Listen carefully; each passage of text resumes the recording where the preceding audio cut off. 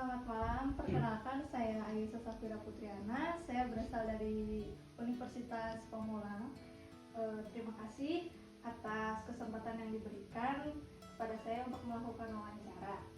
Tujuan wawancara ini untuk memperoleh informasi mengenai alur proses pengajuan kredit, mulai dari tahap awal hingga pencairan dana, serta hal-hal yang berkaitan dengan analis kredit. Apabila berkenan, saya akan mengajukan beberapa pertanyaan. Bisa diperkenalkan nama dan jabatan Mas Wawon di lembaga ini? Ya, perkenalkan nama saya Wawon Riswono. Saya sebagai staf administrasi di perusahaan.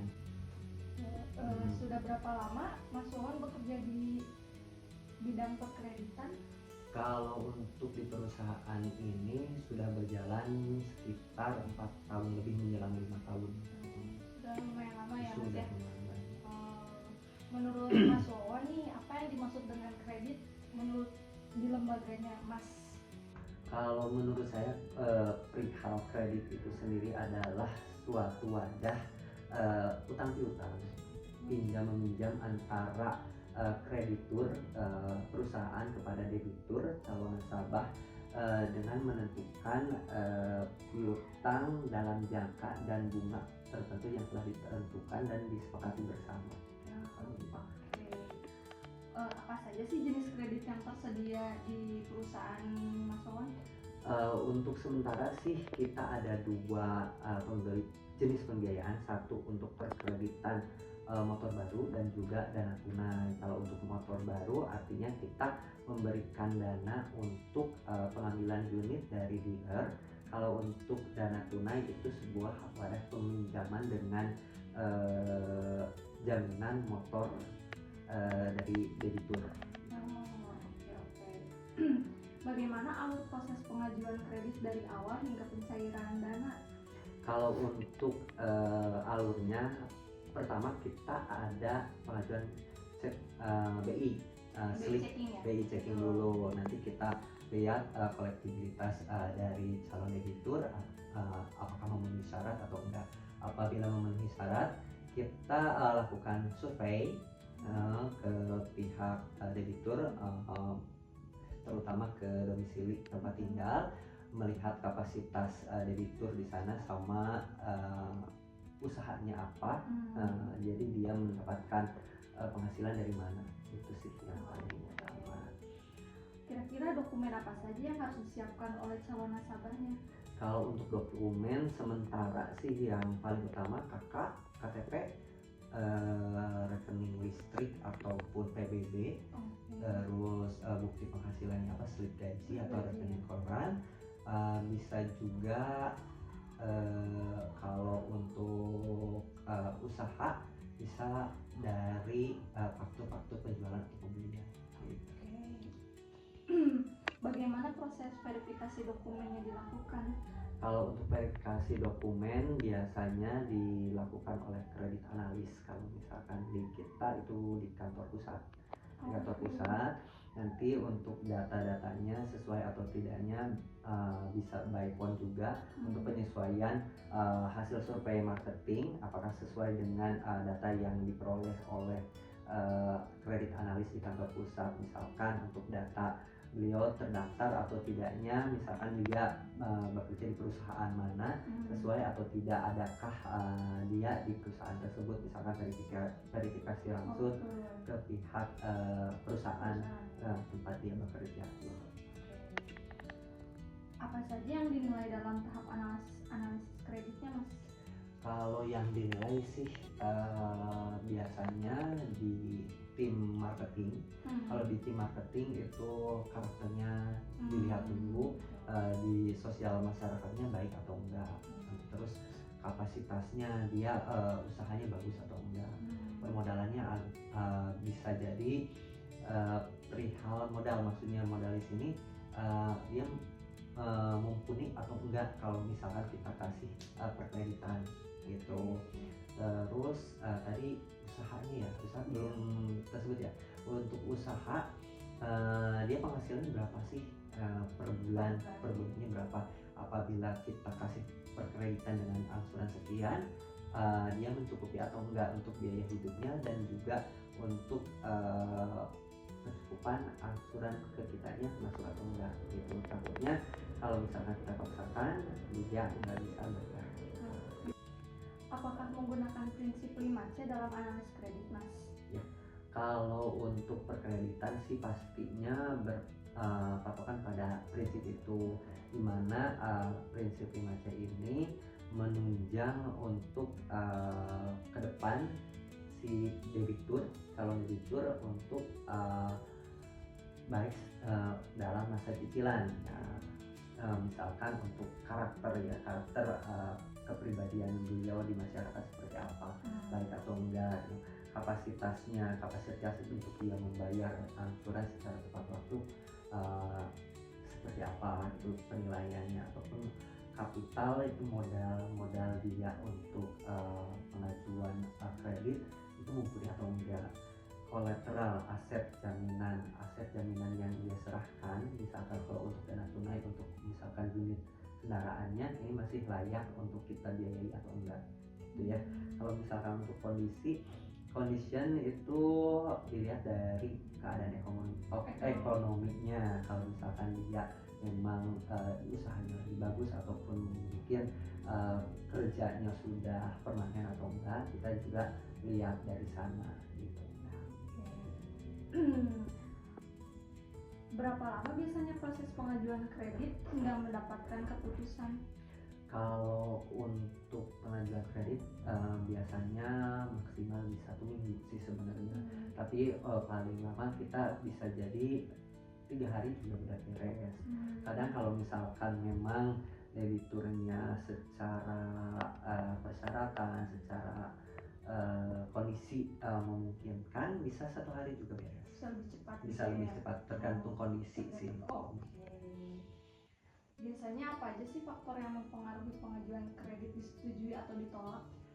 Untuk disetujui atau ditolaknya suatu perkreditan biasanya penilaian dari yang 5C tadi. 5C tadi ya. Kalau untuk penolakan biasanya lebih ke kapasitas sama karakternya yang paling mencolok ya. Kalau misalkan sudah dianggap kurang baik di masyarakat, ya mungkin karena kita juga checklink ke lingkungannya, cek lingkungan, bagaimana personal dia di lingkungan gitu. Terus cara kapasitas usaha ataupun pekerjaannya dia oke atau enggak. Misalkan kalau misalkan dia masih kontrak di dalam pekerjaannya, apakah dengan masa cicilan misalkan 3 tahun cicilan, sedangkan dia kontraknya cuman tinggal 1,5 tahun, kan kita juga nggak memungkinkan untuk itu gitu. Apakah ada kondisi di mana kredit disetujui dengan syarat tertentu? Nah, untuk persyaratan tertentu ada saja. Misalkan untuk perihal BI checking, kalau misalkan BI checkingnya baik, cuman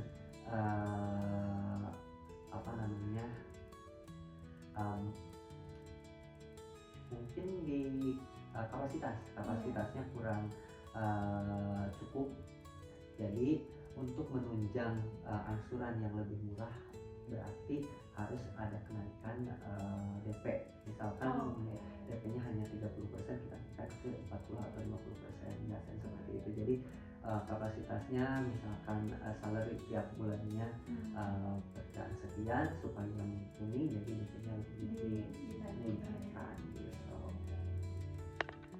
Bagaimana proses penandatanganan akad kredit dilakukan? Kalau penandatanganan kredit itu pas survei dari pihak marketing. Kalau misalkan dari pihak marketing sudah memenuhi untuk kriteria kita biayai, langsung akad di sana. Langsung di tempat pas survei. Jadi nanti setelah hasil survei terkumpul semua, itu pas di analisa kredit itu udah komplit. Jadi udah persyaratan dan penandatanganan udah oke, nanti dikonfirmasi dari pihak kredit analis. kredit analis approve atau tidak. Jadi walaupun tidak di approve pun, misalkan ini apa penandatanganan berkas sudah selesai gitu. Jadi walaupun misalkan ada bukan kekeliruan ya, data yang miss ataupun memang reject, tidak bisa dibiayai, jadi data tetap kita punya namun reject. Bagaimana mekanisme pencairan dana kepada nasabah? Kalau untuk dana tadi kan yang lebih saya jelaskan lebih ke motor baru ya. Kalau untuk fasilitas dana itu seperti halnya tadi, survei dan sebagainya pasti. Nah, untuk pencairan dana ketika sudah disetujui pasti ada lampiran nomor rekening dari debitur. Nah, nanti kalau misalnya sudah disetujui dengan verifikasi dan sebagainya, nanti kita transfer di sore harinya, di sore hari. Jadi sore hari kita transfer sesuai dengan pengajuan beliau. Gitu.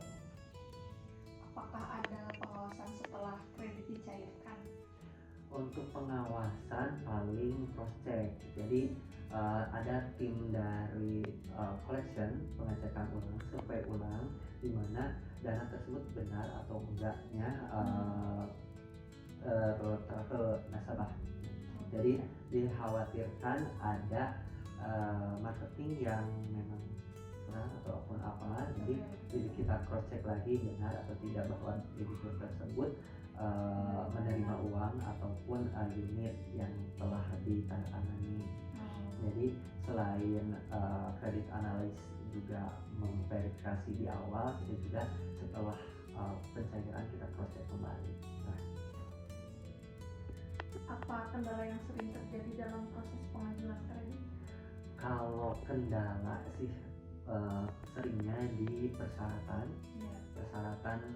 debitur, sehingga untuk proses pencairan kita tersendat. Jadi kita nggak bisa mencairkan produk kita apabila persyaratan dari konsumen belum terpenuhi, karena itu sebagai pendidikan dari kredit analis. Jadi dari kredit analis nggak bisa memberi penilaian full. Jadi ketika kredit analis mau memberikan persetujuan atau enggaknya belum bisa terpenuhi apabila persyaratan belum lengkap gitu. Apa saran dari Mas buat masyarakat yang ingin mengajukan kredit agar cepat disetujui? Nah, kalau untuk cepat disetujui sih sebenarnya lebih ke penjagaan nama baik di BICK ini, karena untuk sekarang umumnya sih Genjet ya, ya Genjet di sana lebih banyak terjerat pinjol, pinjol ataupun pay letter. Ya. Biasanya pay letter. Jadi untuk pulsa yang notabene cuma Rp20.000 bisa menyebabkan slip anjlok, jelek gitu. Kalau 5 biasanya karena lupa bayar si pulsa yang itu kalau pay letter. Jadi karena kalau beberapa ini semacam Shopee dan sebagainya ya, jadi ada tunggakan gitu. Nah, ada tunggakan karena sudah terdaftar di OJK. Jadi kadangkala dia pengajuan ke lembaga pembiayaan baik itu bank ataupun non bank. Nah, ada slip kalau 5 hanya 50 atau Rp20.000 itu juga sudah mengganggu. Jadi nggak bisa disetujui. Pertama yang itu. Kalau misalkan untuk yang lainnya, untuk persyaratan dan sebagainya itu sih mengikuti sesuai dengan alur. Jadi kalau misalkan untuk KTP itu kan wajib, wajib, umum, mandatori lah istilahnya, mandatori.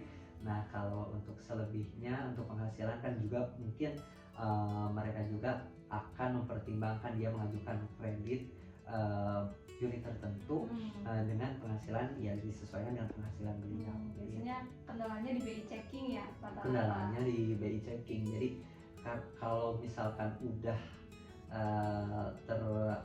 teridentifikasi jelek ya susah, di lembaga manapun ya susah gitu. Jadi terkendala untuk pembiayaan. Baik, terima kasih banyak atas waktu dan penjelasannya telah diberikan. diberikan. Informasi yang Mas Won sampaikan sangat bermanfaat bagi saya dan dalam memahami alur proses pengajuan kredit. Semoga wawancara ini dapat memberikan manfaat bagi banyak pihak.